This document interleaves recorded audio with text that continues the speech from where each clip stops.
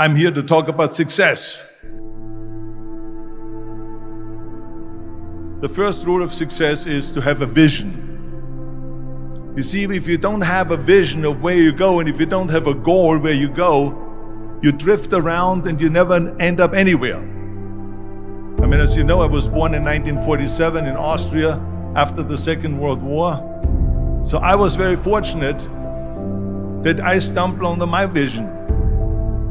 And I didn't really like Austria when I grew up. I couldn't wait to get out of there. I couldn't see myself becoming a farmer or a worker in a factory or anything like that. Even though my parents wanted me to stay there and have a normal life. But that was their vision, not mine. My vision was totally different. I felt that I was born for something special, for something unique, for something big.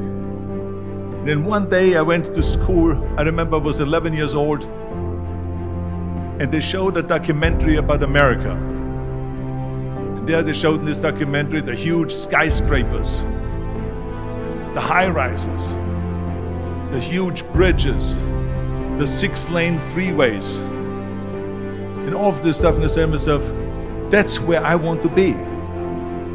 I don't want to be around here with these little farmhouses and these little buildings. I want to be in America. One day after school, I walked by a store in Graz. So I went inside and I looked around, and then I saw a magazine. I saw a bodybuilding magazine that had Reg Park on the cover. Reg Park was then a 3-time Mr. Universe. And I saw him on the big screen as Hercules. I read that and I said to myself, wow, this is the blueprint for my life. This is exactly what I want to do.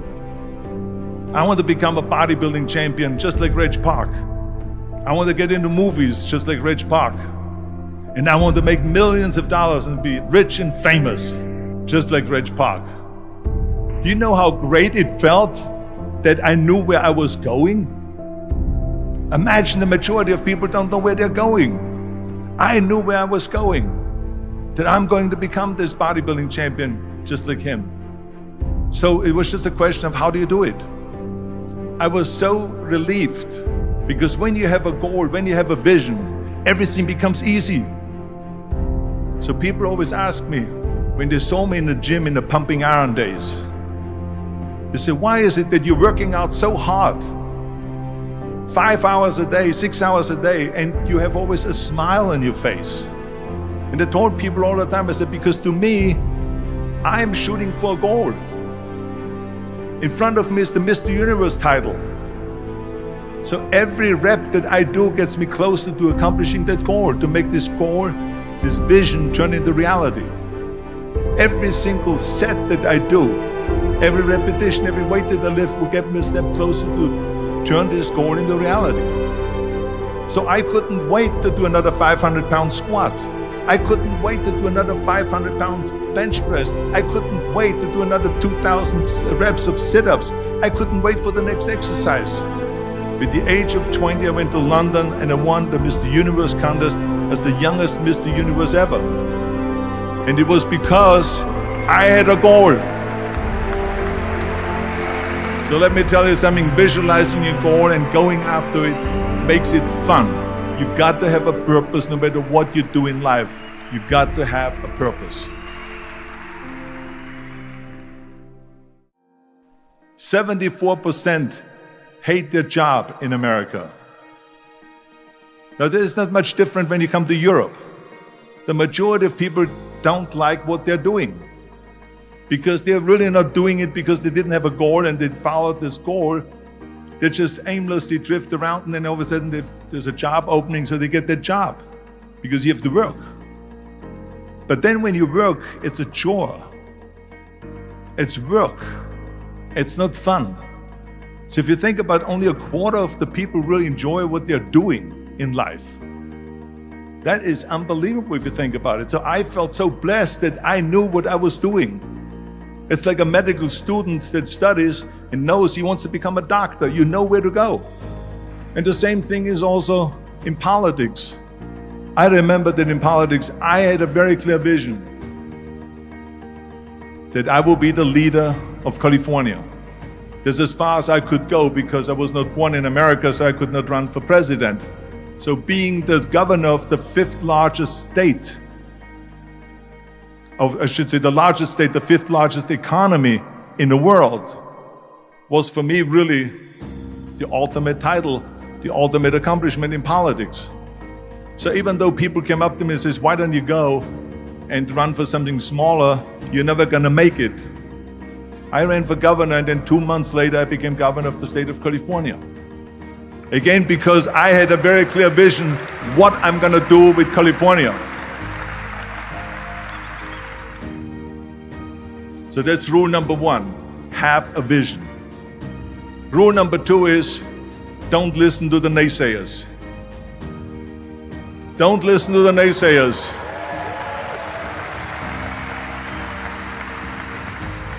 Everything I ever did, the thing that I heard out of people's mouth was, that's impossible. That can't be done. Or no. That is exactly what I heard, and of course I proved to the people that it can't be done.